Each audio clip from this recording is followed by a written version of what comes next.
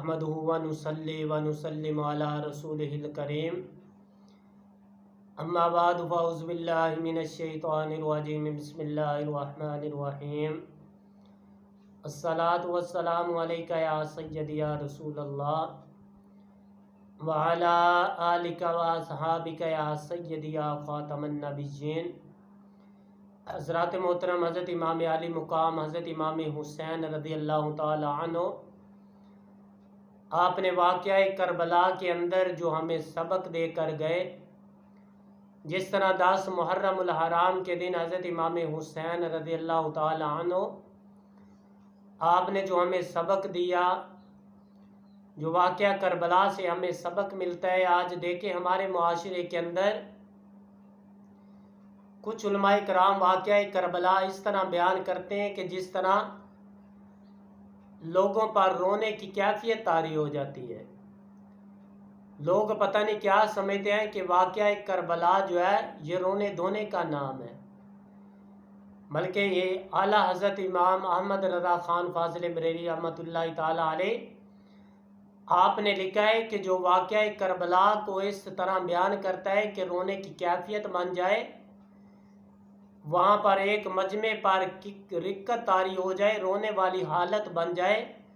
तो आप फरमाते हैं कि वाक़या करबला इस तरह बयान करना हराम है, इस तरह करना जायज़ नहीं है। तो इसी वजह से वाक़या करबला जो है इससे तो हमें एक सबक मिलता है।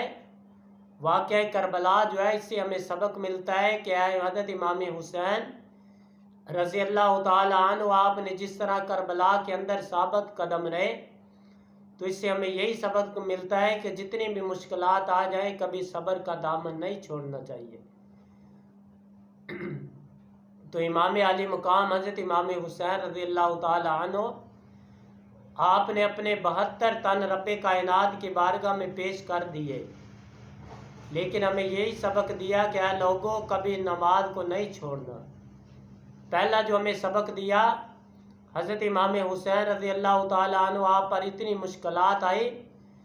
लेकिन आपने कभी भी नमाज नहीं छोड़ी, करबला के अंदर कभी भी नमाज नहीं छोड़ी। तो आज हमें क्या इससे सबक मिलता है कि जितनी भी मुश्किलात आ जाए कभी नमाज नहीं छोड़नी चाहिए। जो दूसरा हमें सबक मिलता है कि हज़रत इमाम हुसैन रज़ियल्लाहु ताला अन्हु आपने कुरान का जो दामन है वो उसको पकड़ा रखा, नेज़े पर चढ़ गए, लेकिन कुरान की तिलावत नहीं छोड़ी। तो हज़रत इमाम हुसैन रज़ियल्लाहु ताला अन्हु